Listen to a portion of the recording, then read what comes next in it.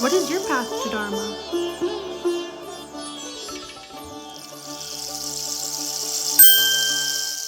Welcome. Path to Dharma podcast. Shannon here, and I'm with beautiful Shay. And we are here reading the Srimad Bhagavatam. We've been enjoying it, we've been just taking it in. And thank you so much for being here with us if you've been here with us. It has been Yes. quite a journey, and I'm really excited for tonight. How about you, Shay? Yeah, I'm really looking forward to it. Yeah, Let's do a little recap. let's. Is there any announcements we need to say? And then we'll get into some obeisances. Well, we did announce Krishna Fan Club, and then we didn't do it last week. And Yes. Well, we figured out later we couldn't do it yeah, much later, way too late to even yeah. really say anything. So But this weekend seems good, right? I do think it is. And I think we're going to do it at my house this weekend. So um, Yes. I think that's really our only announcement. Yeah, I think so too. We're on the first part of the fourth canto. What's been going on? First of all, I'm still processing the conversation between Devahuti and Kapila from a few Yeah, episodes back, to be yeah. totally honest. What I've been thinking about and what keeps coming up. And I love how the universe will just show you how to apply that lesson. Yeah, Literally right. around the same day that Kapila taught something to Devahuti, literally I saw it mirrored out in my reality where I heard the same exact lesson from this astrologer I was listening to. And he said almost exact same thing Kapila said that morning. And I was like, wow, this is where you know the universe is speaking to you and really trying to get you to hear this message. So I'm so grateful, universe. I hear it, I accept. Please tell me more.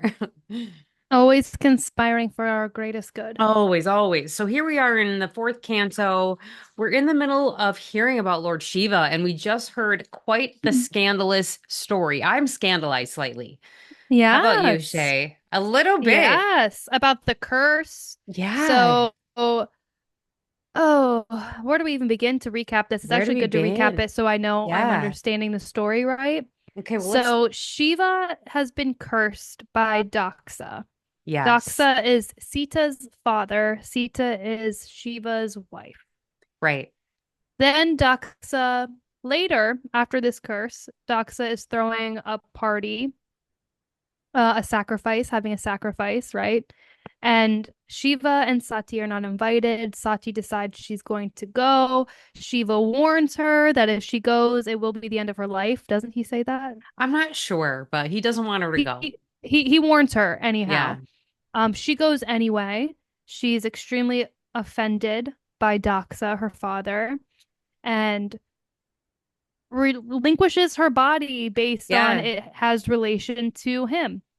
And And she's that's that where, offended. She's like, I don't even want this body you made me. yep, yep, Yeah, I'm shocked. And I had heard that story, but just reading it, I guess the detail of it was a little shocking. And the words that Daxa mm-hmm, was using against Shiva, I was scandalized. yeah, yeah. Scandalous.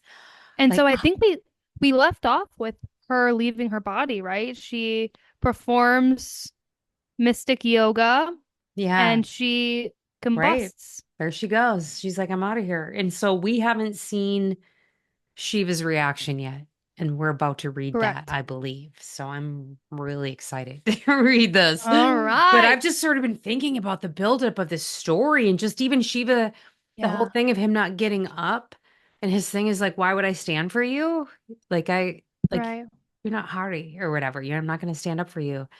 And how this has sort of laid the groundwork for even today. And actually, you had asked the question, is this curse still in play? And we had answers in our comments that yes, it is. So I'm Oh, even yes. more like interested and just like the curiosity and just Yes. fascinated by this story. The story itself has got me. So I know we had some good comments, and someone did mention that we shouldn't be asking the opinion of just a normal folk about their opinions of the story.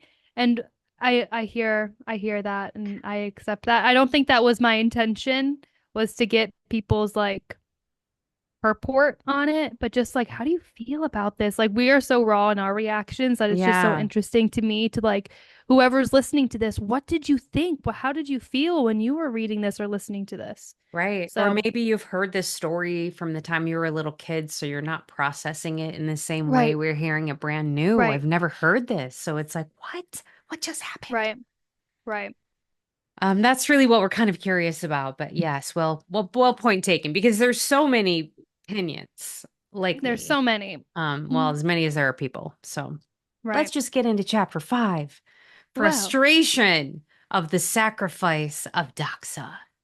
Chapter 5, Srimad Bhagavatam. before we get into it, here we go. Let's say our obeisances. Before reciting the Srimad Bhagavatam, which is our very means of conquest, one must first offer respectful obeisances unto the personality of Godhead Narayan, unto Narayan Rishi, the supermost human being, unto Mother Saraswati, the goddess of learning, and unto Srila Vyasadeva, the author. By regular attendance in classes on the Bhagavatam, and by rendering of service to the pure devotee, all that is troublesome to the heart is almost completely destroyed.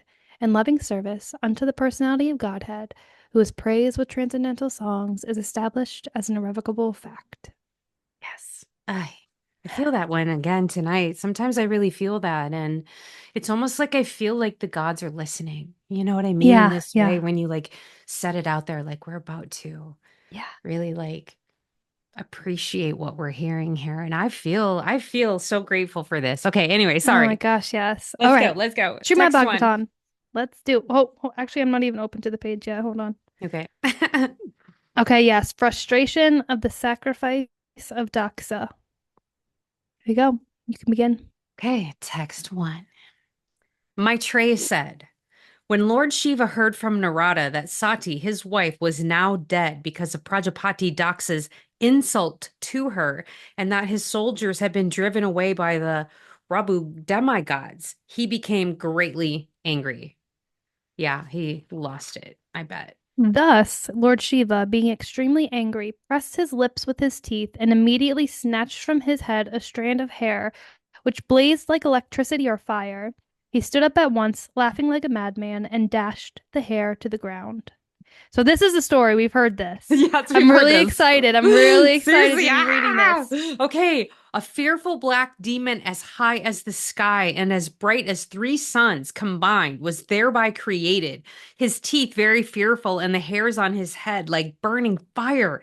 He had thousands of arms, equipped with various weapons, and he was garlanded with the heads of men. Dang. Whoa. When that gigantic demon asked with folded hands, "What shall I do, my lord?" Lord Shiva, who is known as Bhutanata, directly ordered, "Because you were born from my body, you are the chief of all my associates. Therefore, kill Daxa and his soldiers at the sacrifice." Wow. First of all, wow.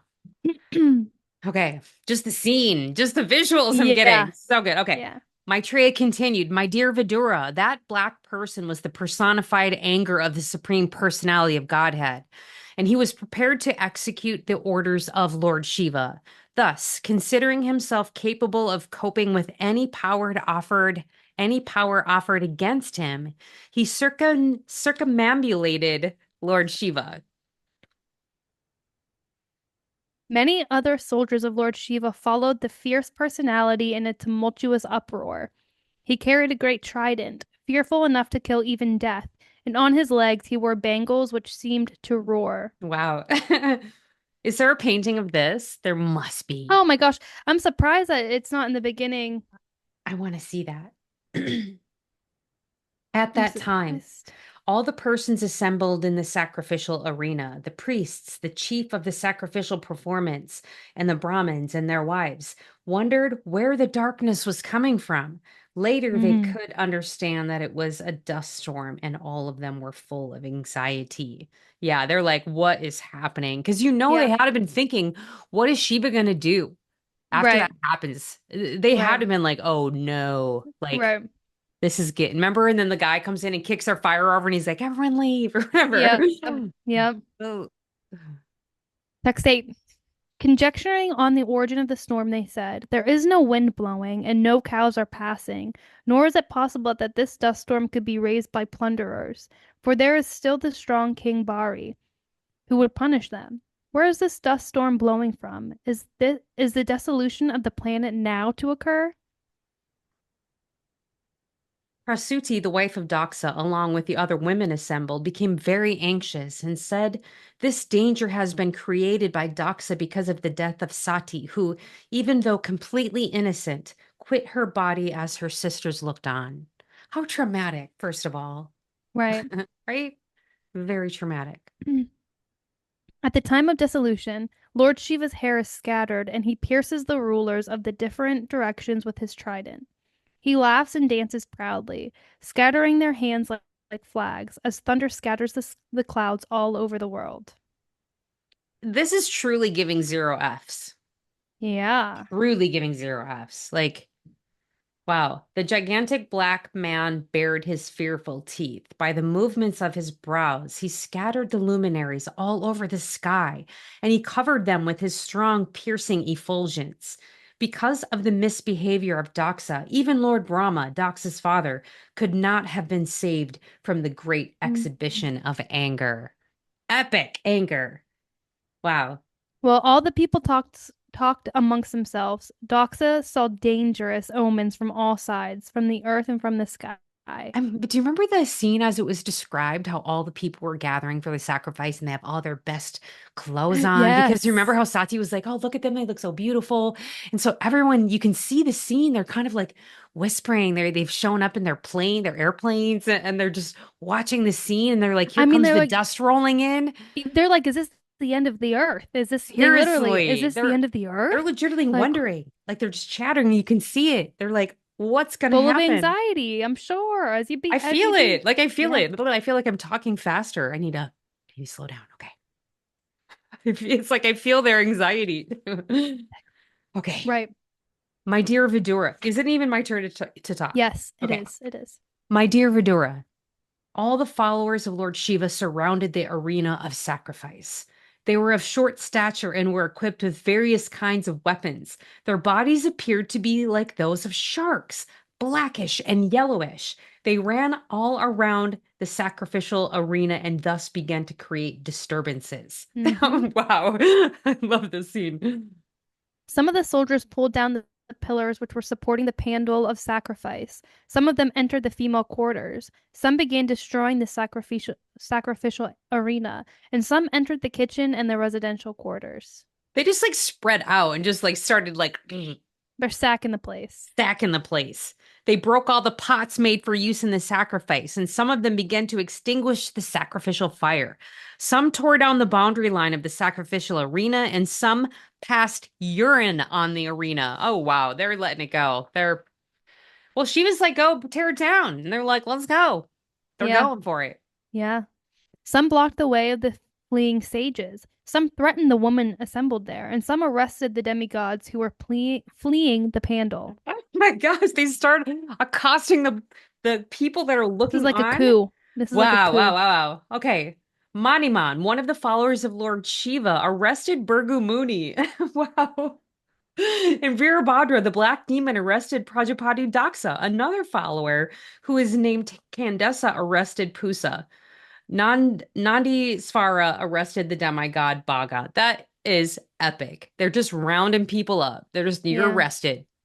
yeah. You're arrested. It's like, I don't even know what that looks like for the gods. Do they get handcuffed? Like, what is happening? Okay, I would love sorry. to see this played out, Seriously. like a movie version, or and there must be an animation, or It's very cool in my head right now. yeah, It is. same. Okay, keep All going. right.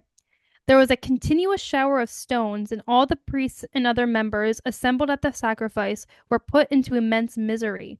For fear of their lives, they dispersed in different directions. Wow. Virabhadra tore off the mustache of Burgu. I'm so sorry.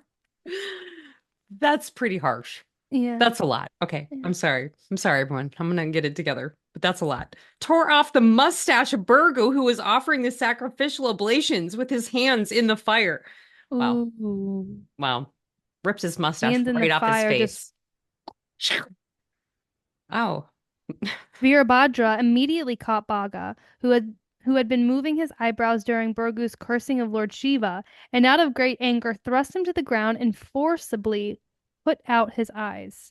Wow. Just as Baladeva knocked out the teeth of Dantravaka, the king of Kalinga, during the gambling match at the marriage ceremony of Aniruddha, Virabhadra knocked out the teeth of both Daksha, who had shown them while cursing Lord Shiva, and Pusa, who, by smiling sympathetically, had also shown his teeth. Knocking teeth out, ripping mustaches off. Yeah, Wow. peeing everywhere. Then Virabhadra, the giant-like personality, sat on the chest of Daxa and tried to separate his head from his body with sharp weapons, but was unsuccessful. Because is he kind of like have a boon to be I'm not exactly sure. same. Okay. He tried to cut the head of Daxa with hymns as well as weapons, but still it was hard to cut, even the surface of the skin of Daxa's head. Thus, Virabhadra was exceedingly bewildered. It won't Then work. Virabhadra saw the wooden device in the sacrificial arena by which the animals were to have been killed. He took the opportunity of this faculty to behead Daxa. Wow. Like a guillotine or something like Maybe. that. Okay, upon seeing the action of Virabhadra, the party of Lord Shiva was pleased and cried out joyfully, and all the bhutas, ghosts, and demons that had come made a tumultuous sound. On the other hand, the Brahmins in charge of the sacrifice cried out in grief at the death of Daxa. Mm, Wow, it slightly reminds me of the scene in The Lord of the Rings when Aragorn jumps out of the boat and he has the entire ghost army behind him and they go wipe out a whole army of orcs. mm, It's like that. They're just doing all the stuff. yeah. Boom. Virabhadra then took the head and, with his great anger, threw it into the southern side of the sacrificial fire, offering it as an oblation. In this way, the followers of Lord Shiva devastated all the arrangements for sacrifice. Wow. After setting fire to the whole arena, they departed for their master's abode, Kailas. I was just Okay, well, we watching must. a Oh, go thing ahead. on Mount Kailash. Anyway, keep going. Well, we Yeah, must. We must read the next one. 100%. Okay, Brahma satisfies Lord Shiva, chapter 6. Text 1. Yeah. All the priests and other members of the sacrificial assembly and all the demigods had been defeated by the soldiers of Lord Shiva and injured by weapons like tridents and swords, approached Lord Brahma with great fear. After offering him obeisances, they began to speak in detail of all the events which had taken place. So now they're going to Lord Brahma and being like, "What? Look what just happened." Right. Which, of course, he's like, yeah. Mm-hmm. Both Lord Brahma and Vishnu had already known. They already Yeah. knew. Yeah. Had already known that such events would occur in the sacrificial arena of Daxa. And knowing beforehand, they did not go. Yeah, they're like, no, I'm not going. It's When going Lord bad. Brahma, That's gonna go bad. I'm not right. going. You going? No, I'm not going either. Okay, let's stay here. Yep. When Lord Brahma heard everything from the demigods and the members who had attended the sacrifice, he replied, "You cannot be happy in executing a sacrifice if you blaspheme a great personality and thereby offend his lotus feet. You cannot have happiness in that way." Yeah. You've excluded Lord Shiva from taking part in the sacrificial results, and therefore you are all offenders at his lotus feet. Still, if you go without mental reservations and surrender unto him and fall down at his lotus feet, he will be very pleased. So basically, they're like, all you can do is beg forgiveness at this Yep. point. That's all you got. That's all that's Yep. left. Yep. Lord Brahma also advised them that Lord Shiva is so powerful that by his anger all the planets and their chief controllers can be destroyed immediately. Also, he said that Lord Shiva was especially sorry because he had recently lost his dear wife and was also very much afflicted by the unkind words of Daxa. Under the circumstances, Lord Brahma suggested it would under the circumstances, Lord Brahma suggested it would behoove them to go at once and beg his pardon. Yeah, you better go Yeah, now. go right now. Lord Brahma said that no one, not even himself, Indra, all the members assembled in the sacrificial arena, or all the sages, could know how powerful Lord Shiva is. Under the circumstances, who would dare to commit an offense at his lotus feet? That's, I think, why I'm so shocked by this. I'm so Right. shocked by this They're just because it's overlooking Lord Shiva. like, who do you think you're talking to here? And these two are like, yeah, that's not a good idea. Like, you don't even know. You need to beg Yeah. his forgiveness and hope he doesn't destroy the whole universe now. It's Right. like, Why did wow, Right. what are you doing? After thus instructing all the demigods, the Pitas and the lords of the living entities, Brahma took them with him and left for the abode of Lord Shiva, known as Kailasa Hill. The abode known as Kailash is full of different herbs and vegetables, and it is sanctified by Vedic hymns and mystic yoga practice. Thus, the residents of that abode are demigods by birth and all have mystic powers. Beside, besides them, there are other human beings who are known as Kinnaras and the Gandharvas and are accompanied by their beautiful wives who are known as Apsaras or angels. Kailash is full of mountains filled with all kinds of valuable jewels and minerals and surrounded by all varieties of valuable trees and plants. The top of the hill is nicely decorated by various types of deer. There are many waterfalls in the mountains, and in the mountains there are many beautiful caves in which the very beautiful wives of the mystics are found. On Kailash Hill, there is always the rhythmical sounds of peacocks, sweet vibration, and the bees humming. Cuckoos are always singing, and other birds whisper amongst themselves. There are tall trees with straight branches that appear to call the sweet birds, and when herds of elephants pass through the hills, it appears that the Kailash Hill moves with them. When the waterfall resound, it appears that Kailash Hill does also. Sounds like a beautiful Yeah. place. The whole of Kailash Hill is decorated with various kinds of trees, of which the following names may be mentioned: Mandara, Parijata, Sarala, Tamala, Tala, Kovidara, Asana, Arjuna, Amarjati, Kadamba, Duli Kandamba, Naga, Unanga, Kampaka, Patala, Asoka, Bakula, Kunda, and Kurabaka. The entire hill is decorated with such trees which produce flowers with fragrant aromas. There are other trees also which decorate the hill, such as the golden lotus flower, the cinnamon tree, malati, kubja, malika, and madavi.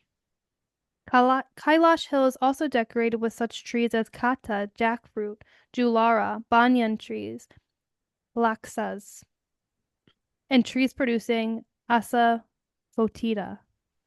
Also, there are trees of betel nuts and Varuja patra, as well as Puga, blackberries, and similar other trees. There are mango trees, priyala, maduka, and inguda. Besides these, there are other trees like thin bamboos, kikaka, and varieties of other bamboo trees, all decorating the tract of Kailash. There are different kinds of lotus flowers, such as Kumuda, Utpala, and Satapatra. The forest appears to be a decorated garden, and the small lakes are full of various kinds of birds who whisper very sweetly. There are many kinds of other animals also, like deer, monkeys, boars, lions, raksas, celyakas, forest cows, forest asses, tigers, small deer, buffalo, and many other animals who are fully enjoying their lives. There are varieties of deer such as Karnatra, Akapada, Asphasia, Virka, and Kasturi, the deer which bears musk. Besides the deer, there are many banana trees which decorate the small hillside lakes very nicely.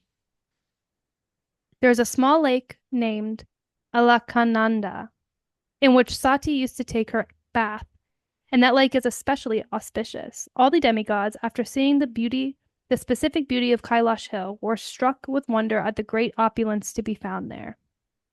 Thus, the demigods saw the wonderfully beautiful region known as Alaka in the forest known as Sagandika, which means full of fragrance. The forest is known as Sagandika because of its abundance of lotus flowers.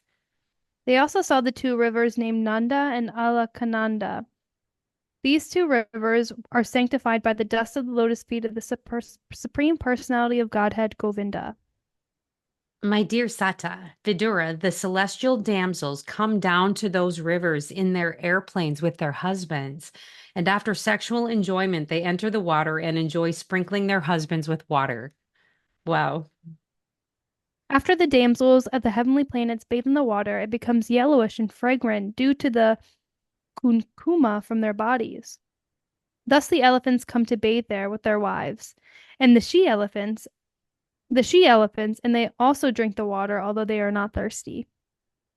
Okay, so they fly down in their airplanes. So is this like a it's like an alien resort type thing where the Kind of seems like it, right? it's like Everything's enjoying their life all the there. things. So it's like Things almost like a are destination, like a sanctified. resort. It's like a demigod resort up in there. Yep, yep, All the food's for free, all you can eat and drink, yep. all the animals, anything you want to do. Beautiful sounds, beautiful trees, Ah, beautiful lakes.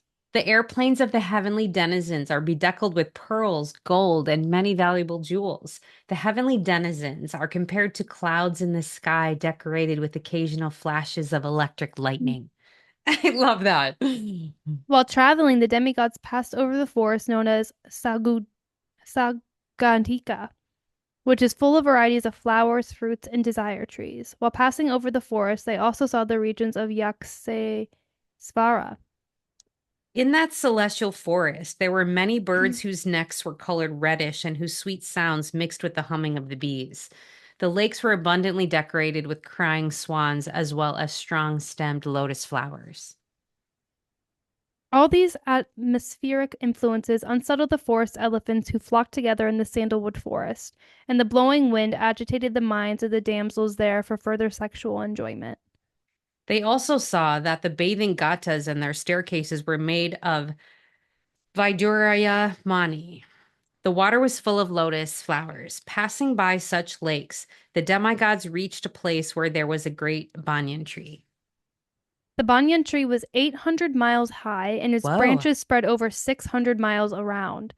The tree cast a fine shade, which permanently cooled the temperature, yet there was no noise of birds.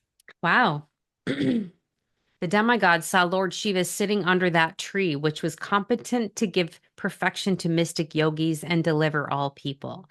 As grave as time eternal, he appeared to have given up all anger. Mm, Maybe it's like when after you get all mad, and then you're just like silent. Now yeah. you're just like sitting with it. Lord Shiva sat there, surrounded by saintly persons like Kuvera, the master of the Guyakas, and the four Kumaras, who were already liberated souls. Lord Shiva was grave and saintly. The demigods saw Lord Shiva situated in his perfection as the master of the senses, knowledge, fruitive activities, and the path of achieving perfection. He was the friend of the entire world, and by virtue of his full affection for everyone, he was very auspicious. He was seated on a deer skin and was practicing all forms of austerity. Because his body was smeared with ashes, he looked like an evening cloud. On his hair was a sign of a half moon, a symbolic representation. Mm. He was seated on a straw mattress and speaking to all present, including the great sage Narada, to whom he specifically spoke about the absolute truth. Oh! Hey, Narada's there. I love His Narada. left leg was placed on his right thigh, and his left hand was placed on his left thigh. In his right hand, he held Rudraksha's beads. This sitting posture is called Virasana. He sat in the Virasana pose, and his finger was in the mode of argument. Hmm. Is this lotus position where he's sitting in work? Well, his left leg was placed on his right thigh. Yeah, okay.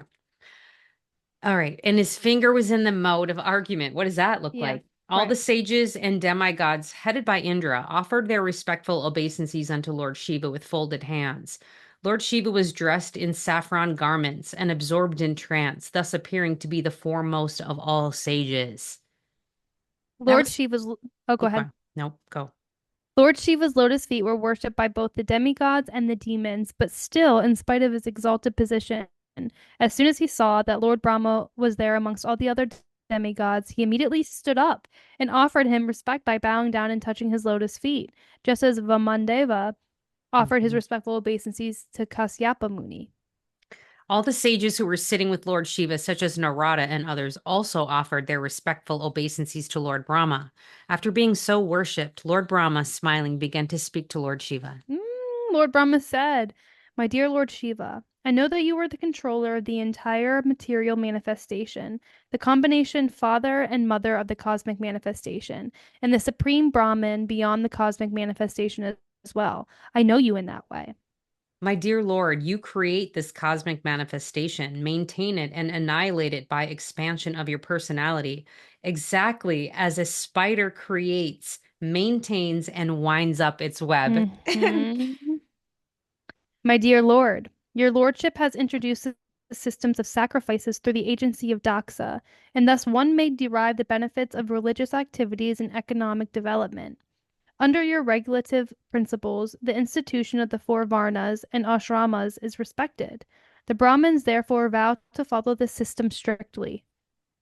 O most auspicious Lord, you have ordained the heavenly planets, the spiritual Vaikuntha planets, and the impersonal Brahman sphere as their respective destinations of the performers of auspicious activities. Similarly, for others who are miscreants, you have destined different kinds of hells which are horrible and ghastly. Yet sometimes it is found that their destinations are just the opposite. It is very difficult to ascertain the cause of this. My dear Hmm. Lord, devotees who have fully dedicated their lives unto your lotus feet certainly observe your presence as Paramatma in each and every being, and as such, they do not differentiate between one living being and another. Such persons treat all living entities equally. They never become overwhelmed by anger like animals who can see nothing without different differentiation. Persons who observe everything with differentiation, who are simply attached to fruitive activities, who are mean minded, who are always pained to see the flourishing condition of others, and Mm. who thus give distress to them by uttering harsh and piercing words, have already been killed by providence. Thus, there's no need for them to be killed again by an exalted personality like you. Hey, he's making the argument like Shiva. Like, I know. Yes, that was terrible, but like, please don't annihilate everything. Like, you're basically, they don't, Wow, it's this is almost deep. like they don't deserve your even attention. They're already dead if they're not willing Yeah, to right. stand They're up. already like, they're nothing. Don't even listen. They're nothing. Wow, okay, let's keep going. Sorry. My dear Lord, if in some places materialists, some, I need to, my dear Lord, if in some places materialists who are already bewildered by the insurmountable illusory energy of the Supreme Godhead sometimes commit offenses, a saintly person with compassion does not take this seriously, of course, because they're just ignorant. Yeah. Knowing that they commit offenses because they are overpowered by the illusionary energy, he does not show his prowess to counteract them. My dear Lord, you are never bewildered by the formidable influence of the illusory energy of the Supreme Personality of Godhead. Therefore, you are omniscient and should be merciful and compassionate toward those who are bewildered by the same illusory energy and are very much attached to fruitive activities. My dear Lord Shiva, you are a shareholder of a portion of the sacrifice, and you are the giver of the result. The bad priests did not deliver your share, and therefore you destroyed everything, and the sacrifice remains unfinished. Now you can do the needful and take your rightful share. My dear Lord, by your mercy, the performer of the sacrifice, King Daksha, may get back his life. Bhaga may get back his eyes, Burgu his mustache, and Pusa his teeth. Mm, O Lord Shiva, may the demigods and the priests whose limbs have been broken by your soldiers recover from the injuries by your grace. I'm sorry. It's just that's a slightly humorous picture of him just sitting there with his mustache all ripped off. Okay, that's all. Okay, I'm sorry. It's just I don't know. I'm Like, sorry. please give him back his I'm mustache. sorry. I don't mean to find that funny, but I do. O destroyer of the sacrifice, please take your portion of the sacrifice and let the sacrifice be completed by your grace. I'm sorry. I'm gonna take a drink and get it together. Well, that was the end of chapter 6. Okay, good. I needed a break. That was good. That was Yeah, good. Okay, yeah. so they've gone to him. They're like, please don't destroy us. We're really, really sorry. You shouldn't even pay attention to those people. They're ignorant and they don't even Yes. deserve your, you've already, yep. Okay. We can't stop. I mean, can we do one? Is it We can do one. possible? We can do one more. My dinner's ready, but I'm willing to let it wait. Well, I want to see kind of how Shiva responds, and that's it. I'm very, Otherwise, yes, I'm very I like interested I'm into too. the story now. I gotta see what happens. Yep. Okay. The sage Maitreya said, O mighty armed Vidura, Lord Shiva, being thus pacified by the words of Lord Brahma, spoke as follows in answer to Lord Brahma's request. Okay, we're gonna get Shiva's answer. Lord Shiva said, My dear Father Brahma, I do not mind the offenses created by the demigods, because these demigods are childish and less intelligent. I do not take a serious view of their offenses, and I have punished them only in order to right them. Lord Shiva continued, since the head of Daxa has already been burned to ashes, he will have the head of a goat. The demigod known as Bhaga will be able to see his share of sacrifice through the eyes of Mitra. Oh. The demigod Interesting. Pusa will be able to chew only through the teeth of his disciples, and if alone, he will have to satisfy himself by eating dough made from chickpea flour. But the demigods who have agreed to give me my share of the sacrifice will recover from all their injuries. Okay. Those who Like, have as had, for those guys, no. yeah, those guys know. Those who have had their arms cut off will have to work with the arms of Asvini Kumara, and those whose hands were cut off will have to do their work with the hands of Pusa. The priests will also have to act in that manner. As for Burgu, he will have the beard from the goat's head. Okay. Okay. Burgu gets a mustache back. As a goat. He gets goat beard. Yeah, goat tea. He gets a goatee. The great sage Maitreya. Bless you, Burgu. Yeah, peace be with you. Right. Om Shanti. Right. Hare Krishna. Hare Krishna. The great sage Maitreya said, My dear Vidura, all the personalities present were very much satisfied in heart and soul upon hearing the words of Lord Shiva, who is the best among the benefactors. Therefore, Burgu, Benedictors. yeah, that was fair. I mean, they can't just have it all reversed. Right. Thereafter, Burgu, the chief of the great sages, invited Lord Shiva to come to the sacrificial arena. Thus, the Mm. demigods, accompanied by the sages, Lord Shiva, and Lord Brahma, all went to the place where the great sacrifice was being performed. After everything was executed exactly as directed by Lord Shiva, Daxa's body was joined to the head of the animal meant to be killed in the sacrifice. When the animal's head was fixed on the body of King Daxa, Daxa was immediately brought to consciousness, and as he awakened from sleep, the king saw Lord Shiva standing before him. At that time, when Daxa saw Lord Shiva, who rides upon a bull, his heart, which was polluted by envy of Lord Shiva, was immediately cleansed, just as the water in a lake is cleansed by autumn rain. King Daxa wanted to offer prayers to Lord Shiva, but as he remembered the ill-fated death of his daughter Sati, his eyes filled with tears, and in bereavement, his voice choked up, and he could not say anything. Mm. Actually, now my heart's a little breaking for him. Yeah, because he was He just was very rash. polluted. Yeah. Yes, he just made a very me, just let it out and said something. Like, who hasn't said something that you're like, I wish I wouldn't have said that? Right. At this time, King Daxa, afflicted by love and affection, was very much awakened to his real senses. With great endeavor, he pacified his mind, checked his feelings, and with pure consciousness began to offer prayers to Lord Shiva.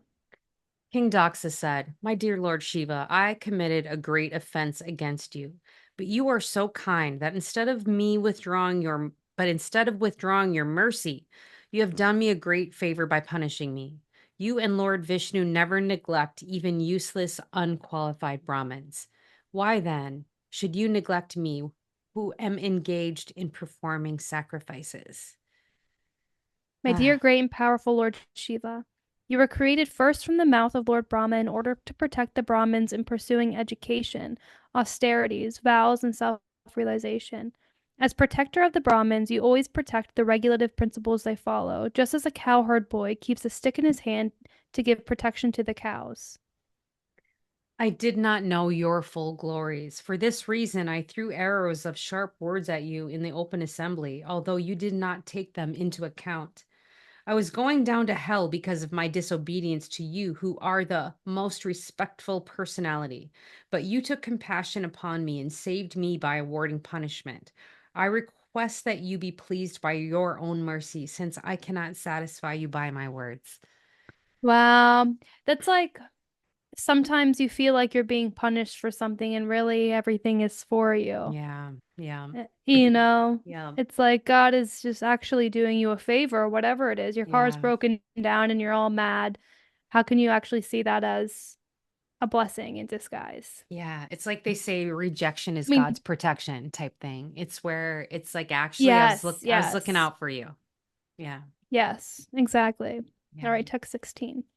The great sage Maitreya said, thus being pardoned by Lord Shiva, King Daxa, with the permission of Lord Brahma, again began to again began the performance of the yajna, along with the great and learned sages, the priests, and others. Thereafter, in order to resume the activities of sacrifice, the Brahmins first arranged to purify the sacrificial arena of the contamination caused by the touch of Virabhadra and the other ghostly followers of Lord Shiva. Then they arranged to offer into the fire the oblations known as Purodasa. The great sage Maitreya said to Vidura, my dear Vidura, as soon as King Daxa offered the clarified butter with Yajur Veda mantras and sanctified meditation, Lord Vishnu appeared there in his original form as Narayan. Lord Narayan was seated on the shoulder of Stotra or Garuda, who had big wings. As soon as the Lord appeared, all directions were illuminated, diminishing the luster of Brahma and the others present.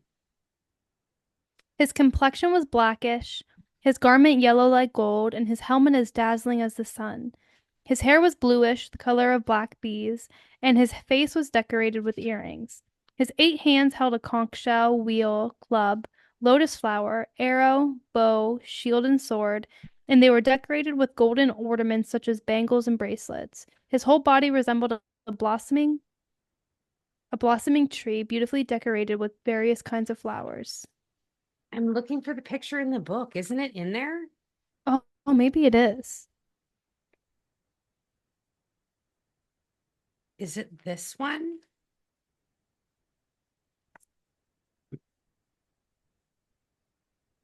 Anyway, amazing description you just read. I don't think that one's it. Okay. I lost my page. What page are we on? 230, 237. Oh, it's right here. Here's Lord Vishnu appearing. Narayan. Yes. Narayan, Okay, yeah, yes, yeah, yeah. yeah. There it is. There it is. I knew that was in there. Okay. Yeah. Okay. Oh, and there's Shiva. There's Shiva sitting on under the banyan tree. Everybody coming Ah, okay, to okay, okay. greet Yep, him. yep, yep, yep. I love the Lord, pictures. text 21. Lord Vishnu looked extraordinarily beautiful because the goddess of fortune and a garland were situated on his chest. His face was beautifully decorated with a smiling attitude which can captivate the entire world, especially the devotees. Fans of white hair appeared on both sides of the Lord like white swans, and the white canopy overhead looked like the moon. As soon as Lord Vishnu was visible, all the demigods, Lord Brahma and Lord Shiva, the Gandharvas, and all present there immediately offered their respectful obeisances by falling down straight before him. In the presence of the glaring effulgence of the bodily luster of Narayan, everyone else's luster faded away, and everyone stopped speaking. Fearful with awe and veneration, all present touched their hands to their heads and prepared to offer their prayers to the Supreme Personality of Godhead. Although the mental scope of even demigods like Brahma was unable to comprehend the unlimited glories of the Supreme Lord, they were all able to perceive the transcendental form of the Supreme Personality of Godhead by His grace. Only by such grace could they offer their respectful prayers according to their different capacities. When Lord Vishnu accepted the oblations, excuse me, when Lord Vishnu accepted the oblations offered in the sacrifice, Daksha, the Prajapati, began with great pleasure to offer respectful prayers unto him. The Supreme Personality of Godhead is actually the master of all sacrifices and preceptor of all the Prajapatis, and he is served even by such personalities as Nanda and Sunanda. Daxa addressed the Supreme Personality of Godhead. My dear Lord, you are transcendental to all speculative positions. You are completely spiritual, devoid of all fear, and you are always in control of the material energy. Even though you appear in the material energy, you are situated transcendentally. You are always free from material contamination because you are completely self-sufficient. The priests addressed the Lord, saying, O Lord, transcendental to material contamination, by the curse offered by Lord Shiva's men, we have become attached to fruitive activities. I And forgot about that. yeah, and thus we are now fallen, and therefore do not know anything about you. On the Oh. contrary, we are now involved in the injunctions of the three departments of the Vedic knowledge under the plea of executing rituals in the name of yajna. We know that you have made arrangements for we know that you have made arrangements for distributing the respective shares of the demigods. The Mm. members of the assembly addressed the Lord. O exclusive shelter for all those who are situated in troubled life. In this formidable fort of conditional existence, the time element, like a snake, is always looking for an opportunity to strike. The world is full of ditches of so called distress and happiness, and there are many ferocious animals always ready to attack. The fire of lamentation is always blazing, and the mirage of false happiness is always alluring, but one has no shelter from them. Thus, foolish persons live in the cycle of birth and death, always overburdened in discharging their so called duties, and we do not know when they will accept the shelter of your lotus feet. Lord Shiva said, My dear Lord, my mind and consciousness are always fixed on your lotus feet, which, as the source of all benediction and the fulfillment of all desires, are worshipped by all liberated great sages, because your lotus feet are worthy of worship. With my mind fixed on your lotus feet, I am no longer disturbed by persons who blaspheme me, claiming that my activities are not purified. I do not mind their accusations, and I excuse them out of compassion, just as you exhibit compassion toward all living Mm. entities. Sri Burgu said, My dear Lord, all living entities, beginning from the highest, namely Lord Brahma, down to the ordinary ants, are under the influence of the insurmountable spell of illusory energy, and thus they are ignorant of their constitutional position. That in itself, crazy. And we're just Okay, here. right. We're just here under this illusory Yeah, spell. right. We don't even know. We don't even know. We don't. We don't even know. Everyone believes in the concept of the body, and Mhm. all are thus submerged in the darkness of illusion. They are actually unable to understand how you live in every living Yeah. entity as the supersoul, nor can they understand your absolute position. But you are the eternal friend and the protector of all surrendered souls. Therefore, please be kind towards us and forgive all of our offenses. Lord Brahma said, My dear Lord, your personality and eternal form cannot be understood by any person who is trying to know you through the different processes of acquiring knowledge. Your position is always transcendental to the material creation, whereas the empiric attempt to understand you is material, Ah, as are its objectives and instruments. I mean, sure, yes, right, sure. yes, right. King Indra said, My dear Lord, your transcendental form with 8 hands and weapons in each of them appears for the welfare of the entire universe, and it is very pleasing to the mind and eyes. In such a form, your lordship is always prepared to punish the demons who are envious of your devotees. The wives of the performers of the sacrifice said, My dear Lord, this sacrifice was arranged under the instruction of Brahma, but unfortunately, Lord Shiva, being angry at Daxa, devastated the entire scene. And because of his anger, the animals meant for sacrifice are lying dead. Therefore, the preparations of the yajna have been lost. Now, by the glance of your lotus eyes, the sanctity of this sacrificial arena may be again invoked. Ah. The sages prayed, Dear Lord, your activities are most wonderful, and although you do everything by your different potencies, you are not at all attached to such activities. You are not even attached to the goddess of fortune, who is worshipped by the great demigods like Brahma, who pray to achieve her mercy. The Siddhas prayed, like an elephant that has suffered in a forest fire but can forget all its troubles by entering a river.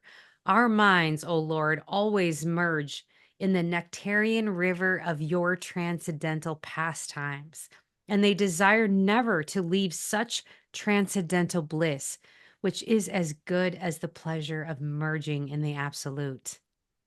I love that. I love this. I just love the energy of Mm-hmm. that. Nice. I like it. The wife of Daksha prayed as follows. My dear Lord, it is very fortunate that you have appeared in this arena of sacrifice. I offer my respectful obeisances unto you, and I request that you be pleased on this occasion. The sacrificial arena is not beautiful without you, just as a body is not beautiful without the head. The governors of various planets spoke as follows. Dear Lord, we believe only in our direct perception, but under the circumstances, we do not know whether we have actually seen you with our material senses. By our material senses, we can simply perceive the cosmic manifestation, but you are beyond the five elements. You are Mm. the sixth. We see you, therefore, as a creation of the material world. Hmm. Wow. The great mystic said, Dear Lord, persons who see you are none different from themselves, knowing that you are the supersoul of all living entities, are certainly very, very dear to you. You are very favorable towards those who engage in devotional service, accepting you as the Lord and themselves as the servants. By your mercy, you are always inclined in their favor. We offer our respectful obeisances unto the Supreme, who has created varieties of manifestations and put them under the spell of the three qualities of the material world in order to create, maintain, and annihilate them. He himself is not under the control of the external energy. In his personal feature, he is completely devoid of the variegated manifestation of material qualities, and he is under no illusion of false identification.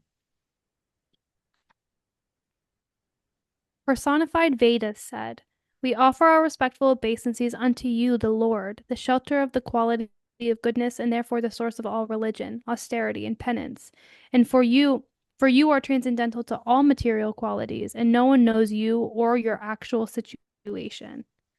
The fire god said, My dear Lord, I offer my respectful obeisances unto you because by your favor I am as luminous as blazing fire, and I accept the offerings mixed with butter and offered in sacrifice. The five kinds of offerings, according to the Yajurveda, are all your different energies, and you are worshipped by five kinds of Vedic hymns. Sacrifice means your supreme personality of Godhead. The demigods said, Dear Lord, formerly, when there was a devastation, you conserved all the different energies of the material manifestation. At that time, all the inhabitants of the higher planets, represented by such liberated souls such as Sanaka, were meditating on you by philosophical speculation. You are therefore the original person, and you may rest in the water of devastation on the bed of the Sesa snake. Now, today, you are visible to us, who are all your servants. Please give us protection. The Gandharvas said, Dear Lord, all the demigods, including Lord Shiva, Lord Brahma, Indra, and Marichi, and the great sages, are all only differentiated parts and parcels of your body. You are the supreme almighty great. The whole creation is just like a plaything for you.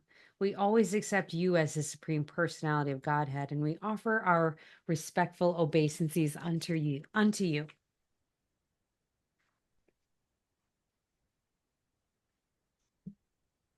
The Vidyadhara said, Dear Lord, this human form of body is meant for attaining the highest perfectional objective, but impelled by your external energy, the living entity misidentifies himself with his body and with the material energy. And therefore, influenced by Maya, he wants to become happy by material enjoyment. He is misled and always attracted by temporary, illusory happiness. But your transcendental activities are so powerful that if one engages in the hearing and chanting of such topics, he can be delivered from illusion. The Brahmin said, Dear Lord, you are sacrifice personified. You are the offering of clarified butter. You are the fire. You Mm. are the chanting of Vedic hymns by which the sacrifice is conducted. You are the fuel. You are the flame. You are the kusa grass, and you are the sacrificial pots. You are the priests who perform the yajna. You are the demigods headed by Indra, and you are the sacrificial animal. Everything that is sacrificed is you or your energy. I love that. Krishna has a Transcendental. little speech in the Gita where he says Yes. all the things. Yes. Dear Lord, O personified Vedic knowledge, in the past millennium, long, long ago, when you appeared as the great boar incarnation, you picked up the world from the water as an elephant picks up a lotus flower from a lake. When you vibrated transcendental sound in that gigantic form of a boar, the sound was accepted as a sacrificial hymn, and great sages like Sanaka meditated upon it and offered prayers for your glorification. Dear Lord, we were awaiting your audience because we have been unable to perform the yajnas according to the Vedic rituals. We pray unto you, therefore, to be pleased with us. Simply by chanting your holy name, one can surpass all obstacles. We offer our respectful obeisances unto you in your presence. Sri Maitreya said, after Lord Vishnu was glorified by all present, Daksha, his consciousness purified, arranged to begin again the yajna which had been devastated by the followers of Lord Shiva. Maitreya continued, my dear sinless Vidura, Lord Vishnu is actually the enjoyer of the results of all sacrifices. Yet, because of his being the supersoul of all living entities, he was satisfied simply with his share of the sacrificial Mm. offerings. He therefore addressed Daxa in a pleasing attitude. Lord Vishnu replied, Brahma, Lord Shiva, and I are the supreme cause of the material manifestation.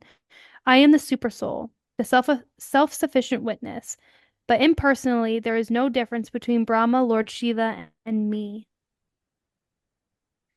The Lord continued, my dear Daxa, I am the original personality of Godhead, but in order to create, maintain, and annihilate this cosmic manifestation, I act through my material energy. And according to the different grades of activity, my representations are differently named. Mm-hmm. Yes. Mm-hmm. The Lord continued, one who is not in proper knowledge thinks that demigods like Brahma and Shiva are independent, or he even thinks that the living entities are independent. A person with above average intelligence does not think the head and other parts of the body to be separate. Similarly, my devotee does not differentiate Vishnu, the all pervading personality of Godhead, from anything or any living entity. The Lord continued, one who does not consider Brahma, Vishnu, Shiva, or the living entities in general to be separate from the Supreme, and who knows Brahman, actually realizes peace. Others do not. The sage Maitreya said, thus, Daksha, the head of all the Prajapatis, having been nicely instructed by the Supreme Personality of Godhead, worshipped Lord Vishnu. After worshiping him by performing the prescribed sacrificial ceremonies, Daksha separately worshipped Lord Brahma and Lord Shiva. Hmm. With all respect, Daxa worshipped Lord Shiva with his share of the remnants of the yajna. After finishing the ritualistic sacrificial activities, he satisfied all the other demigods and the other people assembled there. And then, after finishing all these duties with the priests, he took a bath and was fully satisfied. Okay, so it's like, okay, everything's fine. Okay. Thus, worshipping the Supreme Lord Vishnu by the ritualistic performance of sacrifice, Daxa was completely situated on the religious path. Moreover, all the demigods who had assembled at the sacrifice blessed him that he might increase his piety, and then they left. Maitreya said, I have heard that after giving up the body she had received from Daxa, his daughter took her birth in the kingdom of the Himalayas. She was born as the daughter of Mena. I heard this from authoritative sources. So she already came back. She's like, I already got a new body. Yep. Ambika, goddess Durga, who was known as Sati, again accepted Lord Shiva as her husband, just as different energies of the Supreme Personality of Godhead act during the course of a new creation. Right. Maitreya said, My dear Vidura, I heard this story of the Daksha yajna, which was devastated by Lord Shiva from Uddhava, a great devotee and a disciple of Braspati. The great sage Maitreya concluded, if one hears and again narrates with faith and devotion this story of the Daksha Yajna as it was conducted by the Supreme Personality of Godhead, Vishnu, then certainly one is cleared of all contamination of Yes. material existence. I accept. O I son accept of Vishnu. Kuru. Yes. I accept that. Does that mean that we just read that and we are now cleared of contamination? Well, as long as we did it with faith and devotion. I feel like we did. I love this. I love this. And Yes. I'm so glad that we kept going and got to the end of that part of the story, but wow. I'm kind of blown away by that whole thing, to be honest, because I, it's a redemption story of Daxa. And if Daxa can be redeemed, so can we. And it feels like good that, you point. know? Good point. I feel like there's so much wisdom in there that is yet Ah, to have penetrated me that next week I'm just so excited to see how this unfurls this week. Like all same. of this great knowledge that we just heard. Because I That feel like was there's just so much in there. There's so much in there. Yeah, that was so good. I love that. That was great. 10 stars, said Yasa. 10 stars. Yeah, that was a good one. I feel like we're kind of back into the story of things in Canto 4. At least that's how it feels so far, where we Yeah, had a lot of a explanations going lot, a on in lot. the past couple chapters. David Huti talking to Kapila was definitely more story-like as well, but this feels a Yeah, bit more familiar to me for some reason. yeah, So that was good. that was good. Really That was enjoyable. good. Yeah. Okay, well, if you've made it to the end with us, Um, we that is what we want to know is like how does that feel basically knowing that story? What does that mean to you? Because for us to hear it the first time, I guess you've already heard my take. Like it's a story of Right. redemption. Like Vishnu shows up and makes everything okay. Like we're going back to Right. Vaikuntha. Like do you know what I And mean? It's again, just transcendentalism. I feel like that is such yeah. the underlining pin to everything is like it's all God, everything's God, and Yes, it's that. if you can't understand that, then you're not understanding anything. Yeah. But yet even the gods acknowledge how difficult it is to comprehend. Right. So that too. So even though I say it and I feel it, still actually logically with my The- mind, it's hard. You can't get it. right. Not as probably a simple human, not as just a Right. regular normie. Anyway, Right. you know. Right. Right. Okay, let's wrap this up. This maybe went long. I don't even know how long we went, but thank you so much for listening. If you made it this far, thank you, Shay, for reading that with me. I love Of that. I course. cannot wait to pick it up next week. I'm into Same. this. So good. So, so good. Well, Thank you if you so made it this much. far, come Yeah. join us for Krishna Fan Club this Yeah. Saturday, what, 7:30 around there. Otherwise, shout out EST. to Krishna. We love you. Thank you, We Krishna, love you so for much. our life, our bodies, our soul. Love to you. Love and healing to you. Hare Krishna. Blessings. Hare We're all Krishna. connected. Bye.